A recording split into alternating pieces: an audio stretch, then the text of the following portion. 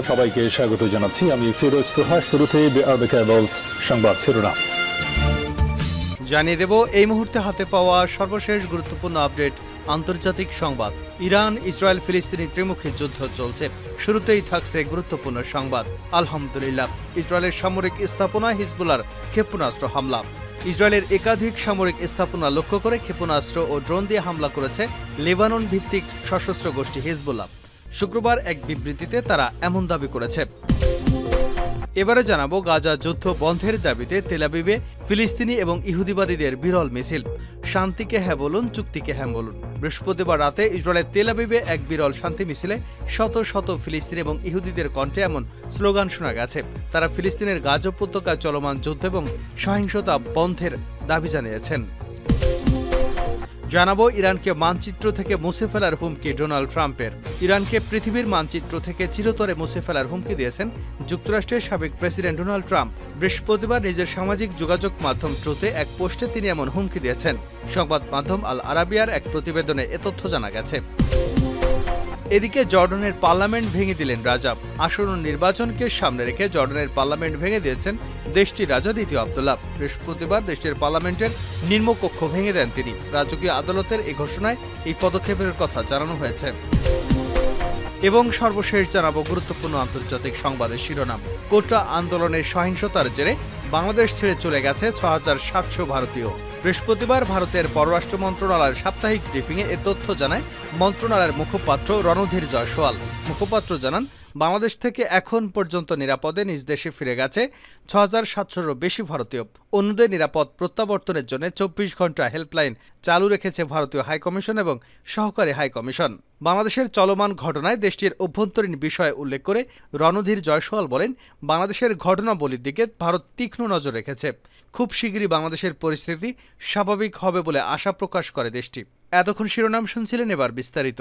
প্রিয় দর্শক, আপনি যদি এই চ্যানেলে নতুন হয়ে থাকেন, ভিডিওটি দেখতে দেখতে চ্যানেলটি সাবস্ক্রাইব করে আমাদের সঙ্গে থাকুন। আর এই ভিডিও সম্পর্কে আপনি আপনার মূল্যবান মতামতটি কমেন্ট বক্সে জানিয়ে দিন। আর হ্যাঁ প্রিয় দর্শক, জানিয়ে দিন ভিডিওটি কোথা থেকে দেখছেন। ইসরায়েলের সামরিক স্থাপনা হিজবুল্লাহর ক্ষেপণাস্ত্র হামলা। ইসরায়েলের একাধিক সামরিক স্থাপনা লক্ষ্য করে ক্ষেপণাস্ত্র ও ড্রোন হামলা চালিয়েছে লেবানন ভিত্তিক সশস্ত্র গোষ্ঠী হিজবুল্লাহ। শুক্রবার এক বিবৃতিতে এমন দাবি করেছেন ইরান সমর্থিত গোষ্ঠীটি। গত বছরের ৭ অক্টোবর গাজায় ইসরায়েলি অভিযান শুরুর পর থেকে একাধিকবার লেবানন সীমান্তে সহিংসতার ঘটনা ঘটেছে। দুদেশী সীমান্ত থেকে বেসামরিক নাগরিকদের সরিয়ে নিয়েছে। লেবাননের উত্তরাঞ্চলের সীমান্তের নিয়ন্ত্রণ ইরান সমর্থিত গোষ্ঠী হিজবুল্লাহর হাতে। তারা বেশ কয়েকবার হামলার হুঁশিয়ারি দিয়েছে। ইসরায়েলের সঙ্গে সংঘর্ষে এখন পর্যন্ত শতাধিক যোদ্ধা নিহত হয়েছে। একই সময় লেবাননের কয়েকজন বেসামরিক নাগরিকও ইসরায়েলি হামলায় প্রাণ হারিয়েছে। সংঘাতের তীব্রতা কম থাকলেও গত কয়েক মাস ধরে পাল্টাপাল্টি হামলা চালিয়ে আসছে ইসরায়েল ও হিজবুল্লাহ। গত কয়েক সপ্তাহ ধরে এই উত্তেজনা নতুন করে তীব্রতা বেড়েছে। ক্রমবর্ধমান উত্তেজনা বৃদ্ধির প্রেক্ষাপটে এই যুদ্ধ মধ্যপ্রাচ্যের অন্যত্র ছড়িয়ে পড়তে পারে বলে আশঙ্কা করা হচ্ছে। শুক্রবার হিজবুল্লাহ যে তারা গাইডেড ক্ষেপণাস্ত্র দিয়ে রামিয়া সাইটে একটি প্রযুক্তিগত সিস্টেমকে লক্ষ্যবস্তু করেছে এবং তার সরাসরি আঘাত হানার ফলে এটি ধ্বংস হয়ে গেছে।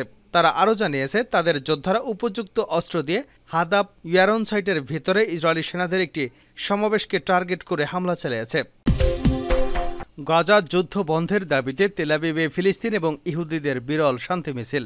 শান্তিকে হ্যাঁ বলুন, চুক্তিকে হ্যাঁ বলুন। বৃহস্পতিবার রাতে ইসরায়েলের তেল আবিবে এক বিরল শান্তি মিছিলে শত শত ফিলিস্তিনি এবং ইহুদি কণ্ঠে এমন স্লোগান শোনা যায়। তারা ফিলিস্তিনিদের গাজা উপত্যকায় চলমান যুদ্ধ এবং সহিংসতা বন্ধের আহ্বান জানিয়েছেন। গাজায় চলমান যুদ্ধ বন্ধ সহ উপত্যকাটি থেকে জিম্মিদের ফেরত আনার দাবিতে তেল আবিবে প্রায় বিক্ষোভের ঘটনা ঘটছে। এসব বিক্ষোভে কখনো জিম্মিদের স্বজনেরা অংশ নিয়েছেন, আবার কখনো সরকার বিরোধী ইসরায়েলিরা অংশ নিচ্ছেন।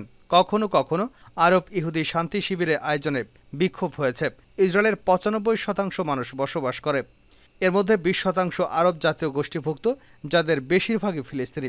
অধিকার কর্মী এবং পর্যবেক্ষকদের তথ্য মতে ইসরায়েলে বসবাসকারী ফিলিস্তিনিদের যুদ্ধবিরতি কর্মসূচির অনুমতি পাওয়ার ক্ষেত্রে বেগ পেতে হয়। অনুমতি না পাওয়ায় এক সপ্তাহ স্থগিত রাখার পর গতকাল শান্তি মিছিলটির আয়োজন করা হয়। শান্তি মিছিলে অংশগ্রহণকারী ব্যক্তিরা আপাতত ইসরায়েল ও হামাসের মধ্যে যুদ্ধবিরতি চুক্তি চাইছেন, তবে তাদের চূড়ান্ত লক্ষ্য ফিলিস্তিন এবং ইসরায়েলের মধ্যে সম্পর্ক স্থাপন। শান্তি শিবিরের সম্পর্কে ইসরায়েলের বসবাসকারী ফিলিস্তিনি আমির মোহাম্মদ বলেন, শান্তি স্থাপনের আন্দোলন মূলত ৭ অক্টোবর যুদ্ধ শুরুর পর থেকে থেমে গেছে। তখন থেকে শান্তি আন্দোলনকারী ব্যক্তিদের চেয়ে কট্টরপন্থী ব্যক্তিদের আওয়াজ বেশি জোরালো হয়ে উঠেছে। প্রত্যাশিত শান্তির জন্য এখন তাদের কঠোর অবস্থান নিতে হবে। ৪৯ বছর বয়সী শিক্ষক কার্মিট বার-লেভি বলেন, আরও বেশি সহিংসতা দিয়ে সহিংসতা বন্ধ করা যাবে না। ইসরায়েলে থাকা ফিলিস্তিনি ও ইহুদি উভয়ের জন্য একটি সুন্দর জীবন নিশ্চিত করতে হবে। স্বীকার করতে হবে যে তাদেরও এখানে বসবাস করার সম অধিকার আছে। ফিলিস্তিনিদের স্বাধীনতাকামী সশস্ত্র সংগঠন হামাসের হামলায় প্রাণে বেঁচে যাওয়া ৬৪ বছর বয়সী মার্সেলো ওলেকি বলেন, শান্তি এগিয়ে যাওয়ার একমাত্র পথ। সীমান্তের ঠিক ওপারে নবজাতক শিশু নারীরা মারা যাচ্ছেন। যেখানে এমন মানুষ আছেন যারা তার মতোই শোকাহত, তারাও তার মতো শান্তি চান। তেল আবিবে বিক্ষোভকারী পক্ষগুলো রাজনৈতিকভাবে বিভক্ত থাকলেও গাজায় অবিলম্বে যুদ্ধবিরতির ব্যাপারে তারা একমত। অধিকার সংগঠন স্ট্যান্ডিং টুগেদার গতকাল তেল আবিবে শান্তি মিছিলের আয়োজন করে। সংগঠনটির মহাপরিচালক রুলা দাউদ যখন বক্তব্য দিচ্ছিলেন, তখন সমবেত লোকজন এক হাতে শান্তি চাই, যুদ্ধে কোনো বিজয় নেই লেখা ব্যানার পোস্টার দেখা যায়। ৭ অক্টোবর ইসরায়েলে হামলা চালায় হামাস। ইসরায়েলের সরকারের হিসাব অনুসারে এপি বলেছে, গাজায় ১,১৯৭ জন নিহত হয়েছে। জবাবে সেদিন থেকেই গাজায় হামলা শুরু করে ইসরায়েল। হামাস পরিচালিত স্বাস্থ্য মন্ত্রণালয়ের হিসেব অনুসারে চলমান হামলায় এখন পর্যন্ত ৩৯,০০০-এরও বেশি ফিলিস্তিনি নিহত হয়েছেন। ইরানকে মানচিত্র থেকে মুছে ফেলার হুমকি ট্রাম্পের। ইরানকে পৃথিবীর মানচিত্র থেকে চিরতরে মুছে ফেলার হুমকি দিয়েছেন যুক্তরাষ্ট্রের সাবেক প্রেসিডেন্ট ডোনাল্ড ট্রাম্প। বৃহস্পতিবার নিজের সামাজিক যোগাযোগ মাধ্যম ট্রুথে এক পোস্টে তিনি এমন হুমকি দিয়েছেন। সংবাদ মাধ্যম আল আরাবিয়ার এক প্রতিবেদনে এ তথ্য জানানো হয়েছে। ট্রাম্প বলেন, ইরান যদি আমাকে হত্যা করে তাহলে আমি আশা করব যে যুক্তরাষ্ট্র ইরানকে পৃথিবী থেকে চিরতরে নিশ্চিহ্ন করে দেবে, আর এমনটি না হলে মার্কিন নেতাদের নির্বোধ কাপুরুষ হিসেবে বিবেচনা করা হবে। ইরানের বিরুদ্ধে এমনটি করার সম্ভাবনা সবসময় রয়েছে বলেও মনে করেন তিনি। এর আগে গত বুধবার মার্কিন কংগ্রেসের যৌথ অধিবেশনে ভাষণ দেন তিনি। এই সময় তিনি তার বিরুদ্ধে ইরানের চক্রান্ত তুলে ধরেন। এরপর ট্রাম্প এমন পোস্ট করেন। সম্ভাব্য অবশ্য প্রেসিডেন্ট থাকাকালে এর আগেও একাধিকবার ইরানের বিরুদ্ধে হুমকি দিয়েছেন তিনি। গত সপ্তাহের বিভিন্ন মার্কিন সংবাদ মাধ্যম জানিয়েছে, মার্কিন গোয়েন্দারা কয়েক সপ্তাহ আগে ট্রাম্পকে হত্যার বিষয়ে ইরানের ষড়যন্ত্রের ব্যাপারে জানতে পারে। এরপর সিক্রেট সার্ভিস থেকে ট্রাম্পের নিরাপত্তা জোরদার করা হয়। তবে সম্প্রতি ট্রাম্প যে হামলার শিকার হয়েছেন তার সঙ্গে ইরান জড়িত নয়। মার্কিন সংবাদ মাধ্যম সিএনএন জানিয়েছে, তেহরানের সাবেক মার্কিন প্রেসিডেন্টকে নিয়ে ষড়যন্ত্রের পরিকল্পনা জানার পরই ট্রাম্পের নিরাপত্তা আরও জোরদার করা হয়। তবে তেহরানের পরিকল্পনার সঙ্গে পেনসিলভেনিয়ার এক নির্বাচনী সমাবেশে সম্প্রতি ঘটে যাওয়া হামলার কোনো মিল নেই। সিএনএনের মতে অন্যান্য সংবাদ মাধ্যমে একই কথা বলেছে। ইরান ও ওয়াশিংটনের মধ্যে উত্তেজনা দীর্ঘদিনের। তবে এই উত্তেজনা ইরানের বিপ্লবী গার্ড বাহিনীর কমান্ডার কাসেম সুলেমানির উপর হামলার মধ্য দিয়ে ২০২০ সালের চূড়ান্ত পর্যায়ে পৌঁছায়। তখন এই হত্যার প্রতিশোধ নেওয়ার ঘোষণা দেয় ইরান। ওই সময় মার্কিন প্রেসিডেন্ট ছিলেন ডোনাল্ড ট্রাম্প।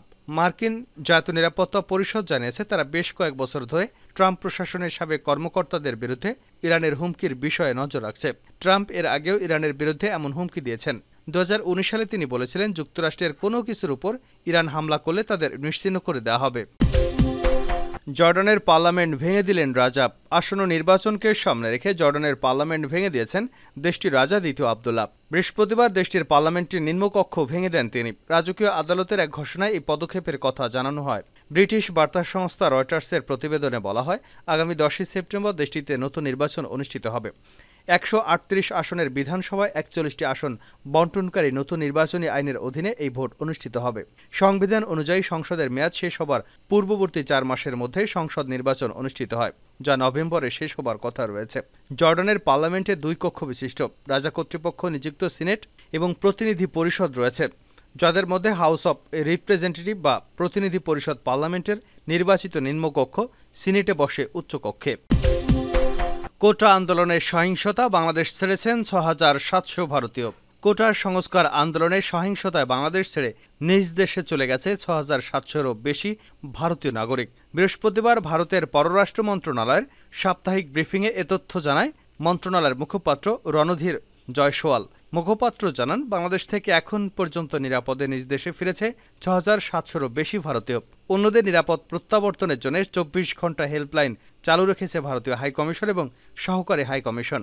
বাংলাদেশের চলমান ঘটনা দেশটির অভ্যন্তরীণ বিষয় উল্লেখ করে রণধীর জয়সওয়াল বলেন, বাংলাদেশের ঘটনাবলীর দিকে ভারত তীক্ষ্ণ নজর রেখেছে। খুব শীঘ্রই বাংলাদেশের পরিস্থিতি স্বাভাবিক হবে বলে আশা প্রকাশ করে দেশটি।